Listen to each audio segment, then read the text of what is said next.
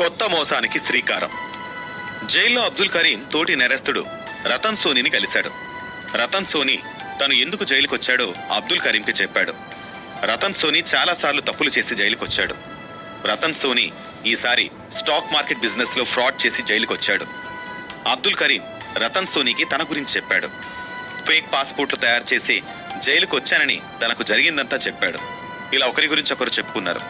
తక్కువ టైంలో ఎక్కువ డబ్బులు సంపాదించాలి అని అనుకుంటున్నట్లు అబ్దుల్ కరీం రతన్ సోనీకి చెప్పాడు.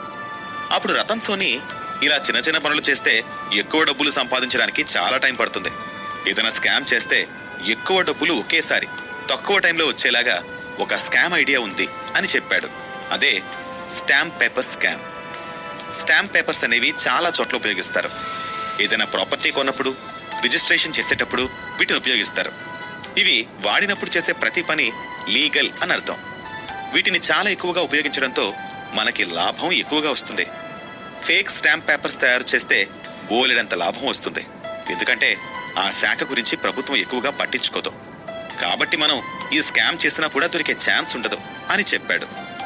స్టాంప్ పేపర్స్ లో చాలా రకాలుంటాయి. వీటిలో ఒక్కొక్క స్టాంప్ పేపర్ కు ఒక్కొక్క ధర ఉంటుంది. 10 రూపాయల స్టాంప్ పేపర్స్ నుంచి అమ్మడం జరుగుతుంది. 10, 20, 50, 100, 500, 1000, 5000, 10,000, 15,000, 20,000, 25,000 రూపాయల స్టాంప్ పేపర్లు అందుబాటులో ఉంటాయి. వీటిని చాలా రకాలుగా వాడతారు. 10 రూపాయల స్టాంప్ పేపర్ నోటరీ కోసం వాడతారు. అంటే మన పుట్టిన తేదీ మార్చుకోవడం కోసం, చిరునామా నిర్ధారణ కోసం దీనిని వాడతారు. మిగతా స్టాంప్ పేపర్ల కంటే దీని వాడకం ఎక్కువగా ఉంటుంది. 20 రూపాయల స్టాంప్ పేపర్ ఏదైనా స్థలం కొంటున్నప్పుడు, భవనం కొంటున్నప్పుడు, ఆ ప్రాపర్టీ మీద ఏవైనా లోన్లున్నాయా, ఎవరి పేరు మీద ఉంది, ఎంత విస్తీర్ణం ఉంది అనే విషయాలు అధికారికంగా తెలుసుకోవడం కోసం రిజిస్టర్ ఆఫీసులో నకలు తీసుకోవాల్సి ఉంటుంది. అప్పుడు 20 రూపాయల స్టాంప్ పేపర్ వాడతారు. క్రయ విక్రయాలకు, దస్తావేజులకు దీన్ని వాడతారు. అన్ని క్రయ విక్రయాలకు 50, 100 రూపాయల స్టాంప్ పేపర్లు వాడతారు. లావాదేవీల్లో, పరస్పర ఒప్పందాల్లో, సెటిల్మెంట్ దస్తావేజుల్లో దీన్ని వాడతారు.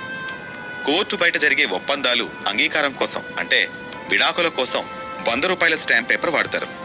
దీని వాడకం కూడా ఎక్కువగానే ఉంటుంది. గవర్నమెంట్ ఈ స్టాంప్ పేపర్లను స్టాంప్ ఆఫీసుల్లో అమ్ముతుంది.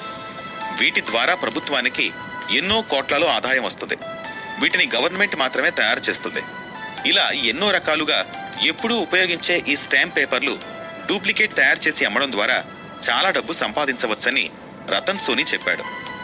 అబ్దుల్ కరీంకి ఈ ఐడియా చాలా బాగా నచ్చింది. దీని ద్వారా ఎక్కువ డబ్బు సంపాదించవచ్చు. పైగా ప్రభుత్వం వీటి మీద ఎక్కువ శ్రద్ధ కూడా చూపదు. కాబట్టి ఇది మంచి ఐడియా అని అనుకున్నాడు. ఈ స్కామ్ గురించి ఇంకా ఎక్కువగా ఆలోచించి ఎలా చేయాలి అనేది ప్లాన్ చేసుకున్నారు. అబ్దుల్ కరీం, రతన్ సోనీ జైలు నుంచి విడుదలైన తర్వాత ఒకరినొకరు కలుసుకున్నారు. వాళ్ళు జైల్లో ఉన్నప్పుడు అనుకున్న వాళ్ళ ప్లాన్ ని స్టార్ట్ చేయాలి అని అనుకున్నారు. ముందుగా వాళ్ళు గవర్నమెంట్ అఫీషియల్స్ తో మంచి సంబంధాలు ఏర్పరచుకోవాలి అనుకున్నారు. వాళ్ళు అనుకున్నట్లుగానే చాలా మంది గవర్నమెంట్ ఆఫీసర్స్ తో సంబంధాలు పెంచుకున్నారు. ఎందుకంటే వీళ్ళు చేస్తుంది ప్రభుత్వానికి సంబంధించింది కాబట్టి ప్రభుత్వాధికారుల సహకారం ఉంటేనే ఈ స్కామ్ లో ముందుకు వెళ్ళడానికి ఈజీగా ఉంటుంది అని అనుకున్నారు. 1994లో స్టాంప్ పేపర్లు అమ్మడానికి లైసెన్స్ తీసుకున్నారు. ఎంతో మంది పోలీసులతో సంబంధాలు పెంచుకున్నారు. ఎందుకంటే ఎక్కడైనా వీళ్ళు దొరికినప్పుడు ముందుగా వచ్చేది పోలీసులు మాత్రమే. వాళ్ళని వీళ్ళ ఆధీనంలో ఉంచుకుంటే ఈజీగా తప్పించుకోవచ్చు అనేది వీళ్ళిద్దరి ప్లాన్. మన దేశంలో నాసిక్ లో ఇండియా సెక్యూరిటీ ప్రెస్ లో స్టాంప్ పేపర్లు తయారవుతాయి. ఒరిజినల్ కి డూప్లికేట్ కి తేడా ఉండకూడదు అని ఒక పని చేయాలి అని అబ్దుల్ కరీం, రతన్ సోనీ అనుకున్నారు. ఇండియా సెక్యూరిటీ ప్రెస్ లో ఉన్న కొంతమంది అధికారులతో సంబంధాలు ఏర్పరచుకోవాలనుకున్నారు. వారి ద్వారా అయితే వీళ్ల పని ఇంకా సులభం అవుతుంది అని భావించి ఒక అడుగు ముందుకు వేశారు. వీళ్ళు ఆ అధికారులతో సంబంధాలు ఏర్పరచుకున్నారు. వారికి కొంత డబ్బిచ్చి కొన్ని వివరాలు సేకరించారు. ఇండియా సెక్యూరిటీ ప్రెస్ లో మషీన్లు పాడైపోయినప్పుడు వాటిని వేలంలో అమ్మకానికి ఇస్తారు. అబ్దుల్ కరీం, రతన్ సోనీలకు ఈ విషయం గురించి ముందుగానే తెలుసు. అందుకని వాళ్ళు ఆ వేలంలో పాల్గొని ఆ మిషన్లను అందుకున్నారు.